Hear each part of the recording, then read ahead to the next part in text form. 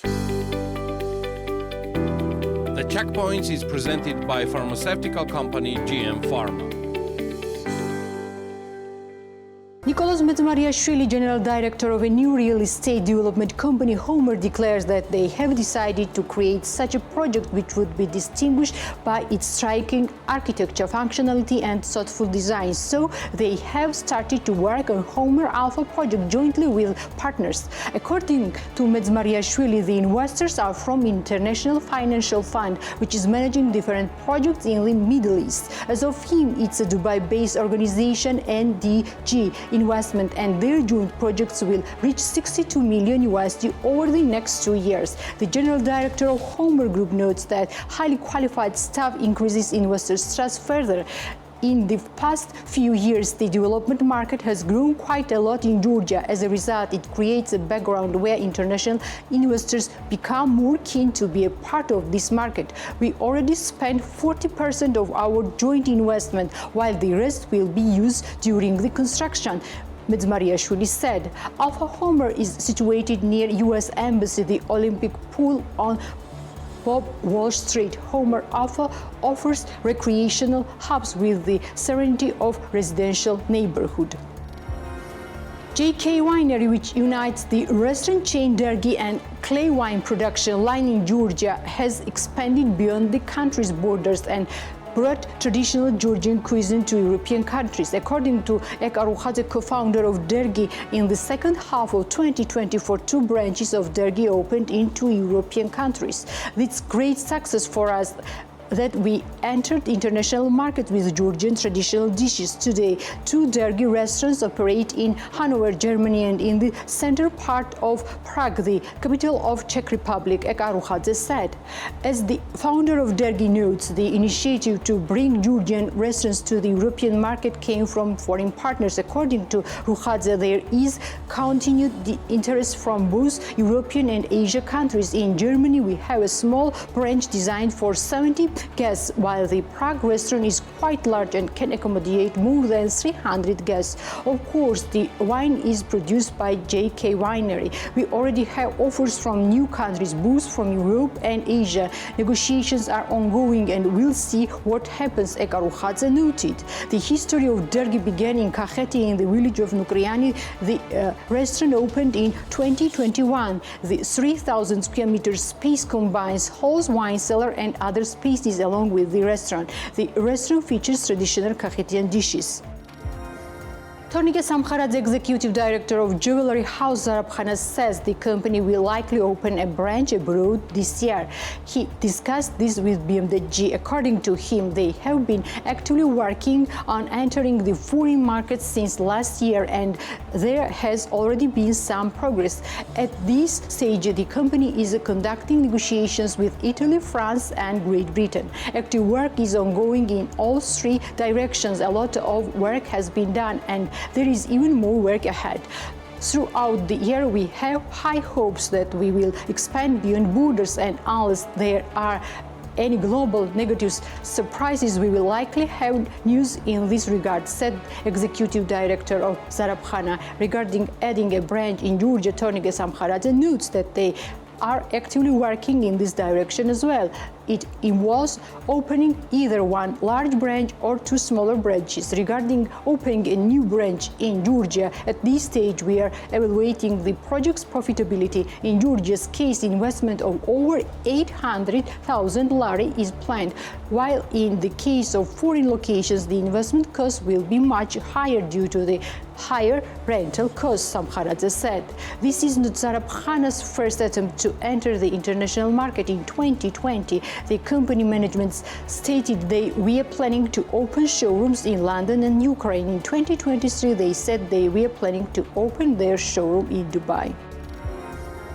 GMT Group, which manages branded hotels Tbilisi Marriott, Courtyard Marriott and Moxie Tbilisi, states that the number of conferences and corporate events at their accommodation facilities has decreased. The company's marketing and communications manager, Mariam Bhakadze, told BMDG, according to her, Quartier Tbilisi and Moxie Tbilisi still host small and medium-sized events, which ensure some stability in this direction. However, Marriott Tbilisi's large conference spaces are less utilized. The current season has proved quite challenging for the hospitality industry. Hotel occupancy rates have significantly decreased compared to the same period last year. We face particular challenges at Marriott Tbilisi, located on Rustaveli Avenue. Compared to the last year, the number of high-class corporate bookings has decreased. The main source of conferences now comes from local companies. International corporate tourism is still waiting for recovery, though this process is proceeding at the rather slow pace, stated Bhakadze. Regarding markets, Bhakadze says that their customers traditionally come from India, United Arab Emirates, China, and America. In the case of European tourist demand has significantly decreased. Traditionally, our main markets are India, the United Arab Emirates, China, and America. During the current season, demand from Europe has significantly decreased, Mariam Bhakadze noted. Cafe bar Drunk Cherry, located in Gudauri, declares that its revenues decreased by up to 40% this year compared to the same period in 2024.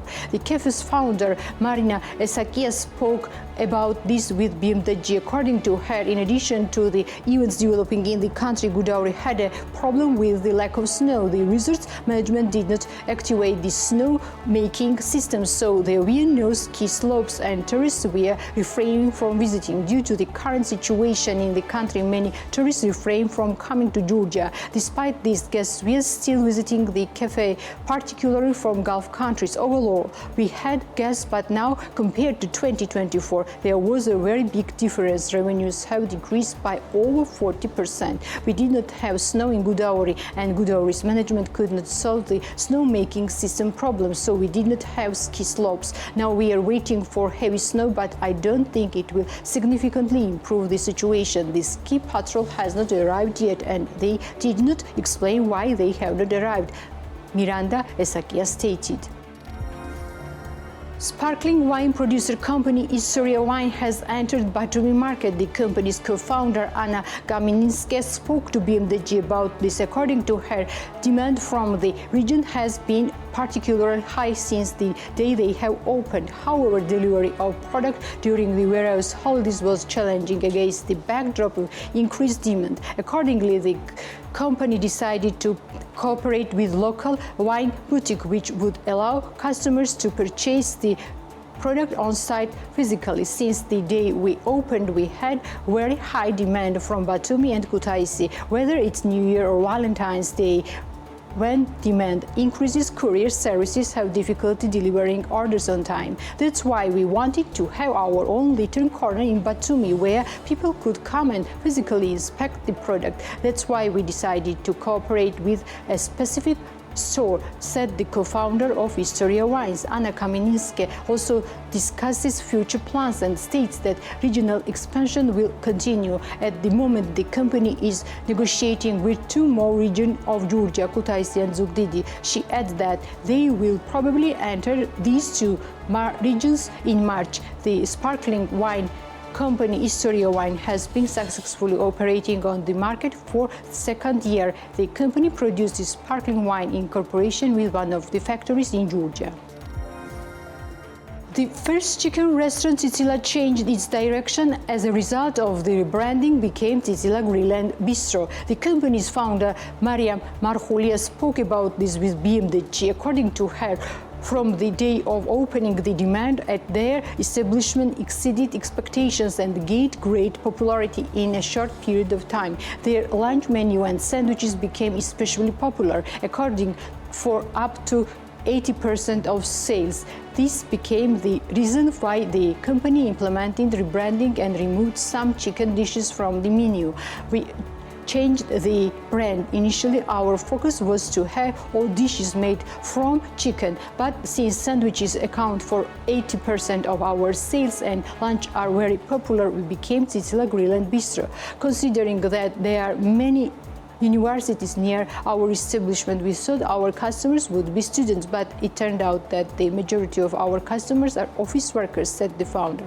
According to Marhulia, the portion sizes of their products at fast food restaurants have increased. Along with the increasing portions, price adjustment became necessary to keep the establishment viable. Considering the high demand for sandwiches, Tsitsila Grill and Bistros started baking their own bread, for which they opened a new production facility on Gazapoli Street. We sell up to 150 sandwiches during the day. Therefore, we decided to open our own production facility where we would make our bread, said the founder. Additionally, customers can purchase products through their website, which covers the entire Tbilisi.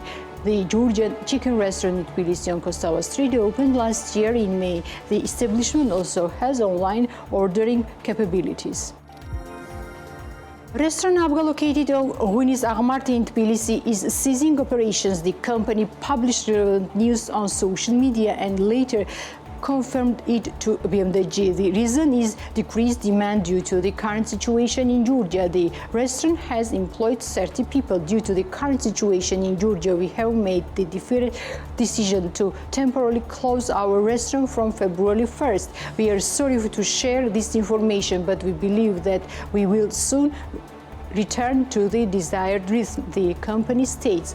Restaurant Abga opened exactly 1 year ago, and as its director Bekam Galoblishvili stated in an interview with BMDG, they initially had a productive 2 months of operation, but since May, their operation were disrupted in parallel with the protests related to the Russian law. According to him, during the last 2 months, the restaurant could no longer manage to cover expenses, including utility and salaries, so they made the decision to suspend operation. As he noted, throughout this year, the restaurant's customers were both Georgians and foreign tourists, as Abga offered visitors traditional Georgian cuisine. We don't want to permanently close restaurant Abga. We have just paused operations, and let's see. We are waiting for the situation in the country to improve. Hopefully things will settle down, Bekam Galoblishvili said. The Checkpoints is presented by pharmaceutical company GM Pharma.